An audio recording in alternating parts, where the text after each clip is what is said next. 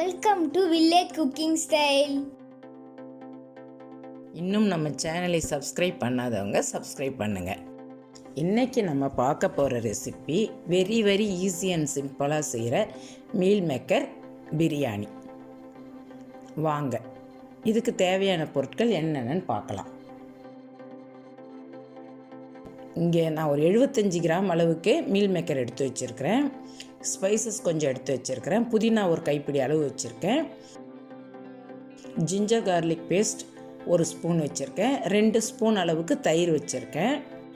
1 spoon chilli powder, 1/2 spoon garam masala. வெங்காயம் medium size வெங்காயம் ஒரு 2 கட் பண்ணி வச்சுருக்கேன் நீல வாக்கில். தக்காளி 2 கட் பண்ணி வச்சுருக்கேன். ஒரு 3 பச்சை மிளகாய் நீல வாக்கில் கட் பண்ணியிருக்கேன். இங்கே நான் ஒரு 250 கிராம் அளவுக்கு பாசுமதி ரைஸ் எடுத்து வச்சுருக்கேன். இதுக்கு தேவையான பொருட்கள். இப்போ நான் ஸ்டவ் ஆன் பண்ணி ஒரு 1/2 லிட்டர் அளவுக்கு தண்ணி சேர்த்து விட்டு அது கொதிக்குது. அதில் இந்த மீல் மேக்கரை சேர்த்து விடுறேன். சேர்த்து விட்டுட்டு ஸ்டவ் ஆஃப் பண்ணிடணும். ஆஃப் பண்ணிவிட்டு இந்த மீல் மேக்கர் ஒரு 2 மினிட்ஸ் இந்த தண்ணியில் பாயில் ஆகணும். அப்போ தான் நம்மளுக்கு சாஃப்டாக கிடைக்கும். ஸ்டவ் ஆஃப் பண்ணிவிட்டு இது மாதிரி நம்ம கலரி விட்டுட்டு ஒரு 2 மினிட்ஸ் வெயிட் பண்ணணும். இது நல்லா நம்மளுக்கு பால்ஸ் மாதிரி உப்பி வரும். ஸ்டவ் ஆன் பண்ணி குக்கர் வச்சு ஒரு 3 ஸ்பூன் அளவுக்கு ஆயில் சேர்த்து விடுறேன். சேர்த்து விட்டுட்டு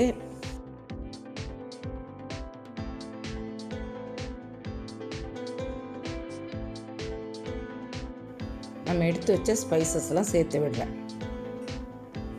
சேர்த்து விட்டுட்டு அது பொரிஞ்சு வரணும்.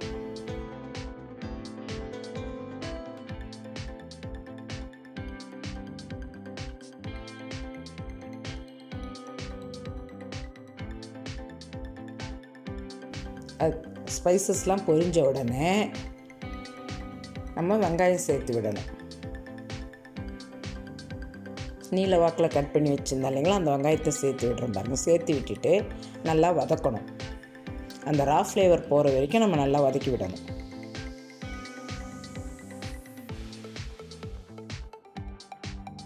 லைட்டாக கோல்டன் ப்ரௌன் கலர் வரணும். அது வரைக்கும் நம்ம வதக்கி விடணும். வதக்கிட்டு பச்சை மிளகாய் சேர்த்து மறுபடியும் வதக்கி விடுறேன்.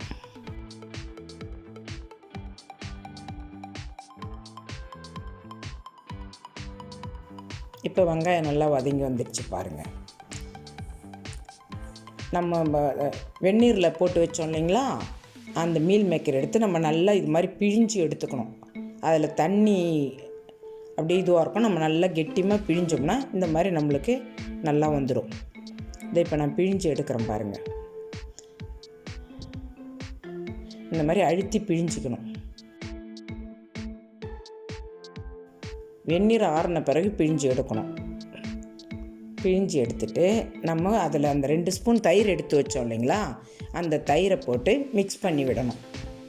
இது ஒரு 2-3 நிமிஷம் நம்மளுக்கு ஊறிக்கிட்டு இருக்கணும் அந்த தயிரில்.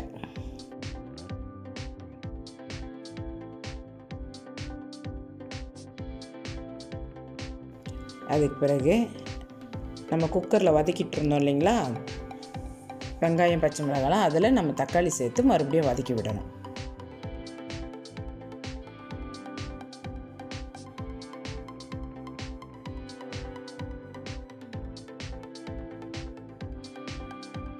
தேவையான அளவு உப்பு சேர்த்துக்கிறேன். உப்பு சேர்த்தா தக்காளி நல்லா மசிஞ்சு நல்லா வதங்கி வரும். உப்பு அவங்கவுங்க தேவைக்கு ஏற்ற மாதிரி சேர்த்துக்கணும்.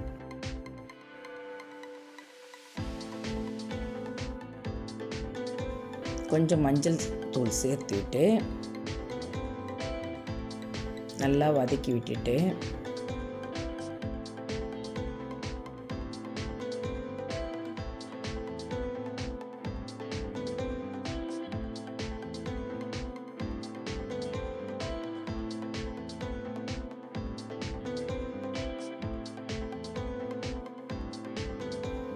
இப்போ புதினா போட்டு வதக்கி விடணும்.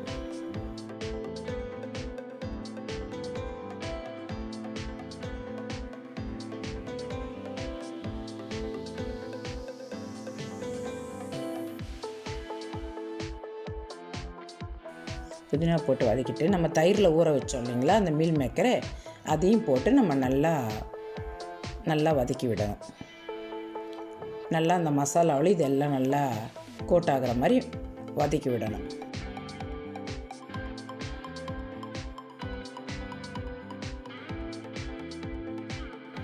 இப்போ நல்லா வதக்கி விடுறேன் பாருங்கள்.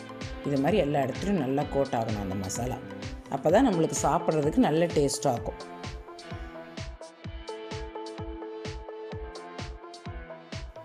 இப்போ இஞ்சி பூண்டு விழுது சேர்த்து விடுறேன். எடுத்து வச்ச அந்த 1 ஸ்பூன் இஞ்சி பூண்டு விழுதை சேர்த்து விடுறேன். நம்ம மில் மேக்கர் சேர்த்துட்டு தான் இஞ்சி பூண்டு விழுது போடணும். நம்ம ஃபஸ்ட்லேயே போட்டோம்னா குக்கருன்றதுனால நம்மளுக்கு அடி பிடிக்க வாய்ப்பு இருக்குது. அதனால் நம்ம மில் மேக்கர் போட்டுட்டு தான் சேர்க்கணும் இஞ்சி பூண்டு விழுதை. இப்போ 1 ஸ்பூன் மிளகாய்த்தூளும் 1/2 ஸ்பூன் கரம் மசாலா வச்சோம் இல்லைங்களா, அதையும் சேர்த்து விட்டு நல்லா மிக்ஸ் பண்ணி விடணும்.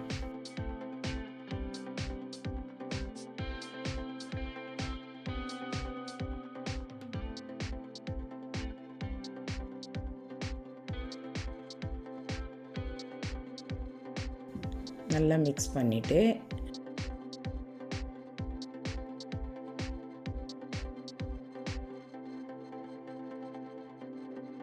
இப்போ நம்ம எடுத்து வச்சோம் இல்லைங்களா, அந்த அரிசி ஒரு 250 கிராம் அளவு அரிசி, அதை வாஷ் பண்ணி வச்சுருந்தேன், அதை சேர்த்து விடுறேன். சேர்த்து விட்டுட்டு 1 டம்ளர் அரிசி எடுத்தோம் இல்லைங்களா 250 கிராம், 1.5 டம்ளர் தண்ணி சேர்க்கணும். ஃபஸ்ட்டு 1 டம்ளர் ஊற்றிட்டு அடுத்து 1/2 டம்ளர் ஊற்றுறோம் பாருங்கள். நம்ம குக்கரில் செய்கிறதுனால பாசுமதி அரிசிக்கு 1 டம்ளர் அரிசிக்கு 1.5 டம்ளர் தண்ணி போதும். நம்மளுக்கு நல்லா சாதம் உதிரியாக வந்துடும். அதிகமாக சேர்த்தா குழைவாயிடும். குக்கருன்றதுனால நம்மளுக்கு 1.5 டம்ளர் போதும். ஒரு டம்ளர் அரிசிக்கு 1.5 டம்ளர். நம்ம எந்த அளவு மெஷர்மெண்ட் எடுக்கிறோமோ அந்த இதுவில் நம்ம 1.5 மடங்கு சேர்த்துக்கணும். சேர்த்துட்டு 1 ஸ்பூன் அளவுக்கு நெய் சேர்த்து விடுறேன் மேலே. எல்லா மசாலாலாம் சேர்த்துட்டு நம்ம குக்கரை மூடுறதுக்கு முன்னே 1 ஸ்பூன் நெய் சேர்த்து கிளறி விட்டுறேன்.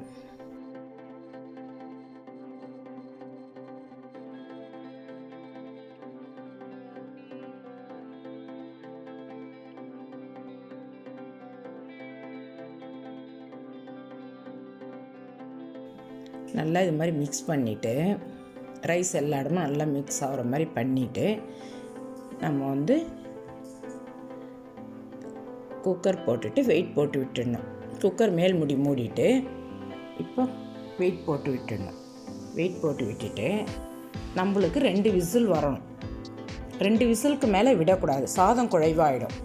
இப்போ 1 விசில் வந்துடுச்சு பாருங்கள். இப்போ 2வது விசிலும் வந்துடுச்சு. இந்த ஸ்டேஜில் நம்ம ஸ்டவ் ஆஃப் பண்ணிடணும். ஸ்டவ் ஆஃப் பண்ணிவிட்டு ப்ரெஷர் போனவுடனே, அந்த ஸ்டீம் போனவுடனே நம்ம ஓப்பன் பண்ணி பார்க்கணும்.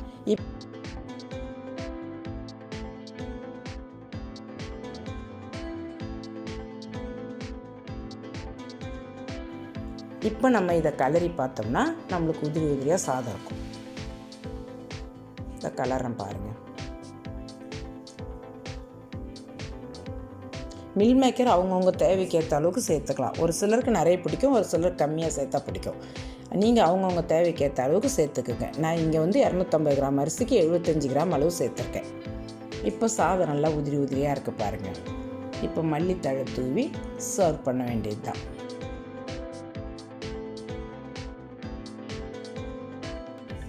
இப்போ அருமையான மில் மேக்கர் பிரியாணி ரெடி. 1 டம்ளருக்கு 1.5 டம்ளர் தண்ணி வச்சோம். நல்லா உதிரியாக இருக்குது பாருங்கள் சாதம்.